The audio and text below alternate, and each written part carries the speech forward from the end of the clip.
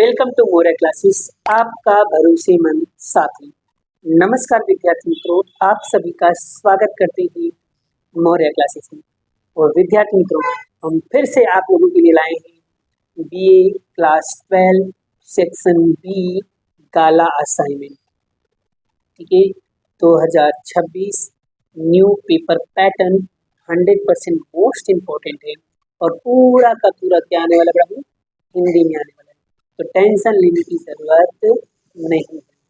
तो चलिए आज हम करेंगे पेपर नंबर 4। डिटेल में समझाएंगे, एक एक कॉन्सेप्ट समझाएंगे, सारी चीज़ें क्लियर भी हो जाएगा, तो टेंशन लेने की ज़रूरत नहीं है। डन, चालू करें। चलिए बच्चा पार्टी। तो यहाँ पर सेक्शन बी विभाग और पेपर नंबर 4। ठीक है, इसमें पहला क्वेश्चन क्या लिखा हुआ है बड़ा, हम पढ़ते हैं। उत्पादन मिश्र में किन किन गुणधर्मों का समावेश होता है। क्वेश्चन क्या है, क्वेश्चन को ध्यान से समझा करो। उत्पादन मिश्र में किन किन गुणधर्मों का क्या होता है, समावेश होता है। तो उसके अंदर क्या आएगा, तो वस्तु का रंग आएगा, उसका रूप आएगा, आकार आएगा, पैकिंग, छपाई, वजन, इन सभी का उत्पादन मिश्र में क्या होता है, समावेश होता है। ठीक है, अगर आपसे पूछे ना उत्पादन मिश्र में का गुणधर्म क्या है, जैसे रूप, रंग, आकार, पैकिंग, छपाई, वजन। ठीक है, क्वेश्चन नंबर 2 क्या है बड़ा, इकाई का जीवन लक्ष्य निश्चित करने वाली योजना कौन सी योजना है, ऐसा पूछा है। तो उसका उत्तर आएगा व्यूहात्मक योजना। क्या आएगा, व्यूहात्मक योजना।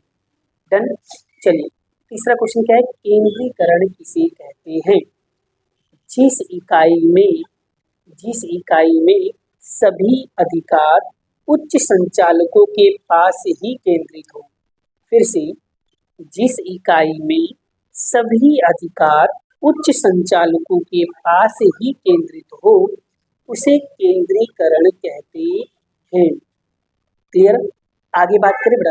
चलिए नेक्स्ट क्वेश्चन क्या है, अधिकार किसे कहते हैं। तो देखो इसका उत्तर क्या लिखा है, आदेश देना, उसका पालन हो या देखना अर्थात अधिकार। फिर से, अधिकार किसे कहते हैं, आदेश देना और उसका पालन हो या देखना अर्थात अधिकार। ठीक है, पांचवा क्वेश्चन क्या लिखा है बेटा, कर्मचारियों मतलब उम्मीदवारों का चुनाव यानी कि चयन के लिए ली जाने वाली परीक्षाओं के नाम बताइए। तो बड़ा देखो, उम्मीदवार बोलो, चुनाव बोलो, चयन बोलो, सभी का मतलब एक ही होता है बड़ा, यानी ये उम्मीदवार जो है उसको कर्मचारी बोलते हैं और चुनाव का दूसरा नाम क्या है, चयन। अगर क्वेश्चन कंफ्यूज करने के लिए चेंज करें तो टेंशन लेना नहीं, सत्यम सर है ना, सारे डाउट्स क्लियर करेंगे, टेंशन लेने की जरूरत नहीं है। तो कौन कौन सी परीक्षा ली जाती है, तो 4 परीक्षा का नाम याद रखना। एक कौन सी है, बुद्धि परीक्षा, दूसरा अभिरुचि परीक्षा, तीसरा व्यावसायिक परीक्षा और चौथा नंबर पे क्या है, मनोवैज्ञानिक परीक्षा।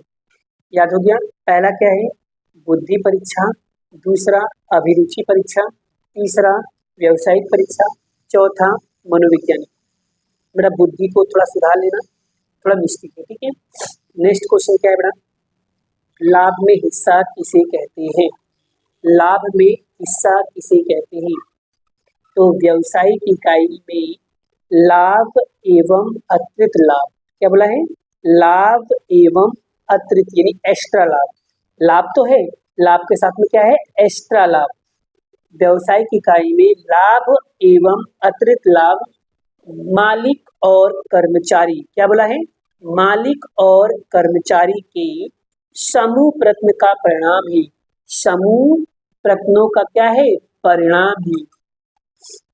इस लाभ में से कर्मचारियों को कुछ हिस्सा दिया जाए। क्या दिया जाए, कुछ हिस्सा दिया जाए, यानी वेतन के अतिरिक्त जो उसे हम लोग क्या कहते हैं, लाभ में हिस्सा, मतलब वेतन तो दे रहे पर वेतन के साथ में थोड़ा सा और पैसा दिया जाए तो उसे हम क्या कहेंगे, लाभ में हिस्सा। कॉन्सेप्ट क्लियर बड़ा। व्यावसायिक इकाई में लाभ एवं अतिरिक्त लाभ मालिक और कर्मचारी के समूह प्रयत्नों का परिणाम है। इस लाभ में से कर्मचारियों को कुछ हिस्सा दे दिया जाए तो वेतन के अतिरिक्त तो उसे कर लाभ में हिस्सा कहा जाता है। सातवां क्वेश्चन क्या लिखा है? जिसमें कार्यशील पूंजी निवेश हो उन संपत्तियों में घिसाई क्यों नहीं होती है? क्वेश्चन के उत्तर क्या है? कार्यशील पूंजी जिन संपत्तियों का समावेश होता है वे संपत्ति वर्ष के दौरान बदलती रहती है, इसीलिए उन संपत्तियों में क्या होती है? घिसाई नहीं होती है, क्योंकि वो संपत्ति एक ऐसी संपत्ति होती है जो वर्ष के दौरान क्या होती है? बदलती रहती है, इसीलिए उन संपत्तियों की घिसाई नहीं होती है। एंड आठवां क्वेश्चन क्या है? भारत का प्रथम डिपॉजिटरी कौन सी है?